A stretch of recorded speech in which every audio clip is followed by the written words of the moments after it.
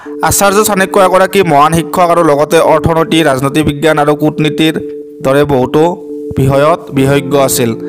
আচাৰ্য চাণক্যই অৰ্থনৈতিক সংকট, বৈবাহিক জীৱন, চাকৰি, ব্যৱসায়, বন্ধুত্ব আৰু শত্ৰুতা আদিৰ ওপৰত গভীৰভাৱে অধ্যয়ন কৰিছিল, যিয়ে মানুহক আটাইতকৈ বেছি প্ৰভাৱিত কৰি আহিছে। তেওঁৰ প্ৰতিকূল পৰিস্থিতিতো তেওঁৰ লক্ষ্য প্ৰাপ্ত কৰিছিল।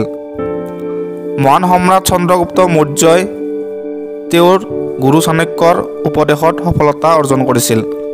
বিশেষকৈ চাণক্যক ৰাজনীতি আৰু কূটনীতিৰ বিশেষজ্ঞ বুলি গণ্য কৰা হয়। চাণক্যই মানুহক প্ৰভাৱিত কৰা প্ৰতিটো বিষয় অধ্যয়ন কৰিছিল। আচাৰ্য চাণক্যই তেওঁৰ নৈতিকতাত উল্লেখ কৰিছে যে এজন ব্যক্তিৰ আৰ্থিক সীমাবদ্ধতা থকাৰ লগতে তেওঁৰ 5টা সংকেত আছে।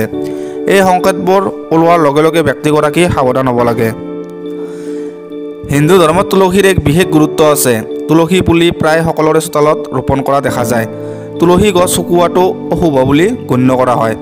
চাণক্যৰ মতে তুলসী উদ্ভিদৰ বিশেষ যত্ন লোৱা উচিত।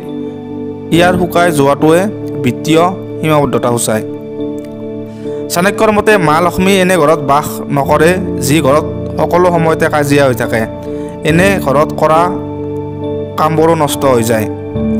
আচাৰ্য চাণক্যৰ মতে পৰিয়ালৰ সদস্যসকলৰ মাজত সদায় পাৰ্থক্য থকাটো স্বাভাৱিক, কিন্তু তাৰ সুযোগ লৈ সকলো সময়তে কাজিয়া পেচাল কৰি থকাটো উচিত নহয়, অন্যথা ঘৰখনক আৰ্থিক সীমাবদ্ধতাই বেৰি ধৰিব পাৰে।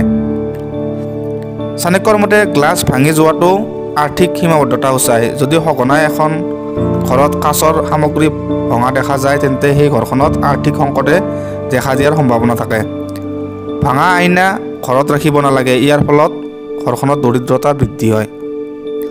চাণক্যৰ মতে যি ঘৰত কোনো উপাসনা নাই সেই ঘৰত নেতিবাচক শক্তিয়ে বাস কৰে। এনে ঘৰত দৰিদ্ৰতা অব্যাহত আছে। পৰিয়ালৰ সদস্যসকলৰ মাজত বিভেদ অব্যাহত থাকে। সেয়েহে ঘৰৰ পৰিৱেশ সদায় ভক্তিমূলক হ'ব লাগে। চাণক্যৰ মতে মা লক্ষ্মী এনে এটা ঘৰত বাস নকৰে য'ত বৃদ্ধসকলক অপমান কৰা হয়। সেয়েহে বৃদ্ধসকলক সদায় সন্মান কৰা উচিত।